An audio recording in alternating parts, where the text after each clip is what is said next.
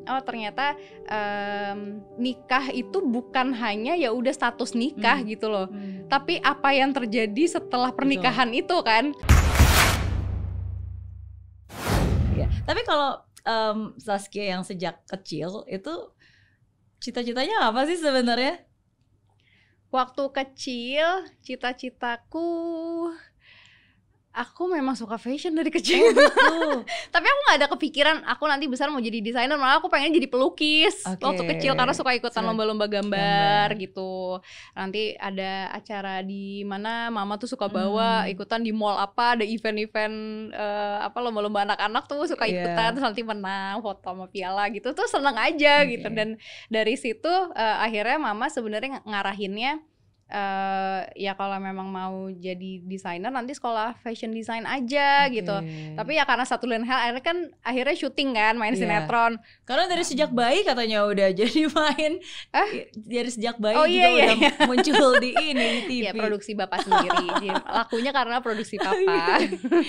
Jadi dari situ awalnya itu mama kan ngarahin ke sana, tapi karena satu dan lain hal ya, jadi nggak kayaknya waktu itu waktunya nggak mungkin nih, karena aku ngambil komunikasi waktu itu, kayaknya nggak mungkin nih kalau misalnya ambil fashion design lagi. Malah waktu itu papa sempet aku short course ini untuk interior. Jauh kemana-mana, tapi tetap desain kan. Karena aku suka kayak ngasih, papa kan arsitek kan, jadi aku suka ngasih masukan lah. Ini bagusnya kayak gini nggak sih pak, tata ruangnya atau apanya gitu, layout. Kalau papa lagi ngedesain gitu, suka nanya. Nah, papaku tuh masya Allah dari kecil itu apapun yang menurut, padahal mungkin masukan kita nggak diterima juga, tapi komunikasi, seneng nanya sama anak. Dan dia lihat kalau anak-anak yang lain diajakin ngobrol soal interior apa nggak ada yang interest, cuman aku doang waktu itu. Shirin interestnya beda, Yusuf interestnya beda lagi. Nah papa pas ngelihat ada potensi itu diarahin gitu. Cuman pak kok kayaknya ini bukan bidang aku ya. Kayak pusing sama AutoCAD waktu zaman dulu tuh. Akhirnya berarti sempet pakai AutoCAD segala juga. Tuh akhirnya baru short course lagi ke fashion design. Jadi memang dari kecil diarahinnya ke situ. Aku waktu kecil itu jajan tuh dikasih sedikit banget sama orang tua aku. Memang sengaja didikan orang tua aku yang dulu aku pikir jahat, ternyata tapi aku ngerasa bermanfaat buat aku sekarang. Dulu dikasih jajan tuh bener-bener ngepas buat naik angkot pulang, sama buat jajan di sekolah yang menurut aku tuh di Al-Azhar mahal zaman dulu. Akhirnya aku puter otak gimana nih ya, gue harus survive nih gue. Akhirnya di rumah aku bikin kerajinan tangan. Jadi aku ngelukis di, walaupun lukisan aku juga biasa aja, cuman ya seneng aja gitu. Bekas undangan kawinan zaman dulu tuh mama papaku ada undangan, aku kumpulin undangannya, terus aku bingkai, aku potong-potong terus aku jadiin bingkai. Jadi dikasihin kreatif lagi banget. Terus aku lukis pinggirnya, jadi bisa custom teman-teman kelas aku mau dikasih tulisan apa, gambar apa gitu, terus aku jualin di sekolah. Shirin dari dulu selalu jadi marketing aku, makanya sampai sekarang pun kayak gitu. Itu sih. Kamu lebih yang membuat kreatif productionnya. Shirin yang jualannya, marketing. Pas dari dulu kayak gitu sampai sekarang pun jadi kayak gitu. Berarti memang bakat seninya itu disalurkan lewat tangan kamu itu memang udah dari suka sejak seni kecil. Dari kecil lebih ke seni sih anaknya, nggak ke IPA ya. Lebih ke seni. Tapi kalau pernah megang AutoCAD sih luar biasa. Aku juga pernah megang AutoCAD.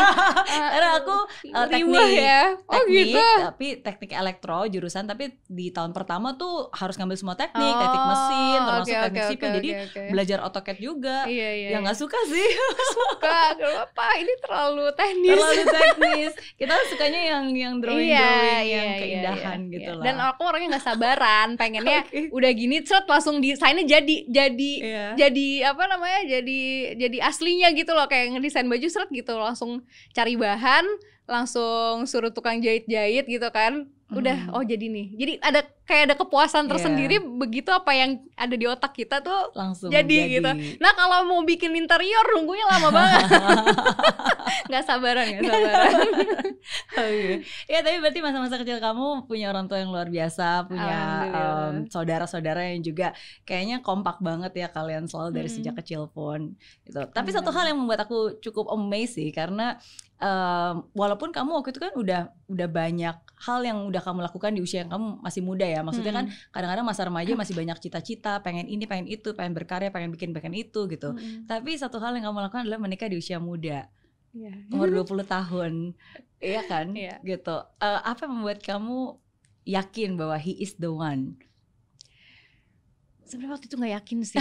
Sebenarnya ya maksudnya kalau jujur ya, dan aku udah pernah ngomong alasan aku kenapa waktu itu aku nikah di usia muda sih, karena papaku tuh bener-bener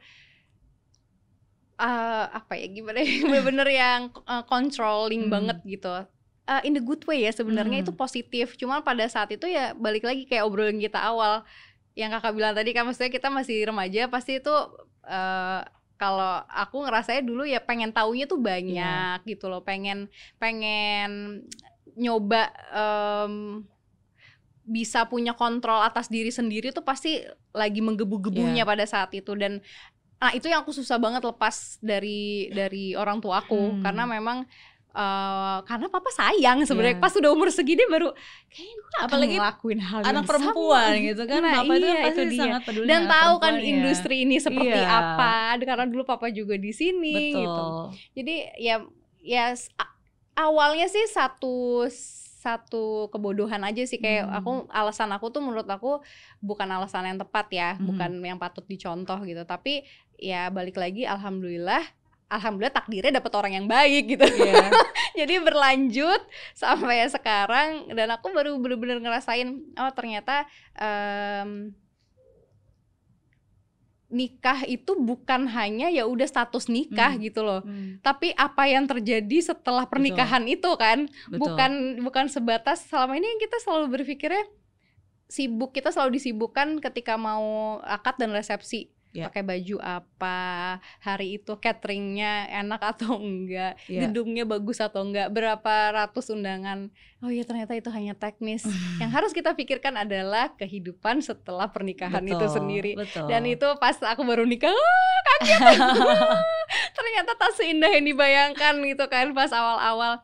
Dan alhamdulillahnya atas taufik dan kebaikan Allah ya, kita dikasih hidayah, sama-sama dikasih kesempatan untuk belajar mendekat sama Allah. Dan dari situ pun kita jadi paham, tugasku sebagai istri ini, tugasnya suami ini, haknya istri ini, haknya suami ini. Udah, sesimpel itu. Allah lah yang menyatukan kita berdua. Jadi kalau misalnya ditanya awalnya kita nikah kenapa, aku pun juga bingung. Dia pun sampai pernah bilang pas nikah, kenapa gue nikah malu ya gitu. Sampai pernah yang kayak gitu waktu awal-awal, waktu awal baru nikah, kayak apa ya yang bikin kita ini. Ternyata kita nikah tuh cuman ya kepuasan, kemauan kita aja untuk menikah gitu, bukan karena mungkin ya pasti ada rasa sayang dan cinta itu ya, tapi kan ternyata nggak cukup nikah sebatas itu doang modalnya. Kita harus punya mental yang tepat untuk sebagai istri dan sebagai suami untuk nikah, punya kedewasaan juga kan untuk bisa dan saling. waktu itu belum ada. Ya organik lah semuanya, tumbuh pelan-pelan. Makanya pas waktu setelah aku udah di titik ini, sama aku ngerasa sama suamiku, alhamdulillah, semoga Allah nggak uji ya dengan ucapan aku ini. Alhamdulillahnya sampai hari ini semuanya getting better, dan aku ngerasa ya dia adalah he's the one gitu. Maksudnya dia bener-bener soulmate aku banget untuk semua hal, nggak cuman sebagai suami, kakak, sebagai sahabat, pokoknya semuanya itu ada. Kita ngerasa berdua tuh seperti itu. Mudah-mudahan dia juga ngerasain hal sama ya sama aku. Pasti.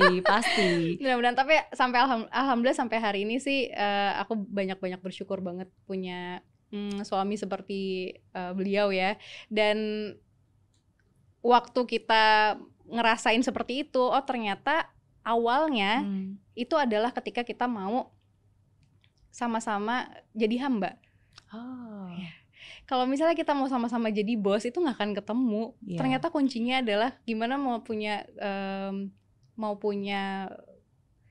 hubungan suami istri yang baik atau keluarga yang baik. Ini nggak cuma berlaku untuk suami aja ya, tapi untuk jadi seorang anak, untuk jadi seorang ibu, seorang ayah, yang dimana sampai sekarang pun juga masih belajar.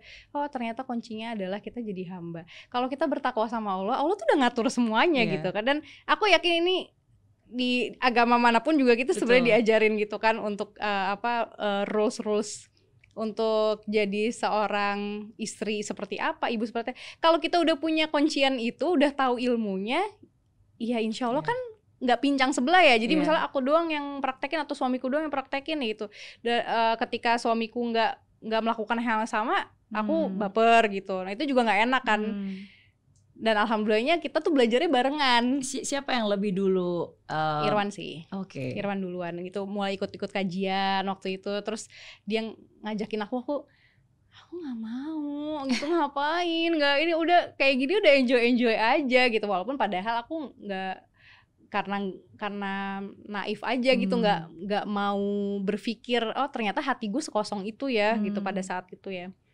Terus sekali 2 kali sampai adikku duluan malah ikutan kajian gitu, ngajakin, aku nggak mau, sampai akhirnya aku mau.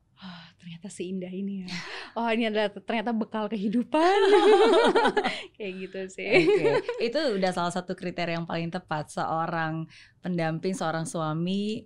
At least kalau buat saya zaman dulu adalah yang membuat saya percaya bahwa he's the one, karena dia membawa saya, mendekatkan saya kepada yang di atas. Dari situ aja saya udah merasa bahwa saya bisa tenang dan nyaman gitu. Of course di dalam sebuah pernikahan, apalagi kayak masa-masa muda, pasti akan banyak pertanyaan gitu kan. Sometimes kita bener gak sih dan seterusnya. Cuma sometimes menurut saya sih, kok kamu tadi bilang belum dewasa, belum ini, belum itu, menurut saya sih yang kamu sudah punya pada saat itu berdua adalah komitmen. Dan komitmen itu sudah sangat jauh lebih dari cukup untuk bisa mengatasi semuanya sih. Komitmen untuk tetap bersama, komitmen untuk belajar bersama, berproses bersama, menjadi hamba bersama gitu. Dan ya komitmen itu di atasnya cintanya evolve lah. Kalau mungkin zaman dulu kita cintanya yang menggebu-gebu, tapi kan cinta yang lebih matang itu berubah wujudnya. Dan sekarang berarti udah berapa tahun berarti nikah ya? 12 tahun. Gak berasa. Iya, dan saya percaya itu pasti ada campur tangan Tuhan juga yang menjadi mak comblang. Alhamdulillah. Apapun juga kepercayaannya, kita selalu percaya ada spiritual experience and spiritual help yang pastinya membantu untuk menjaga kita. Termasuk salah satunya itu kan. Ditakdirin sampai nanti. Amin. Selamanya. Amin.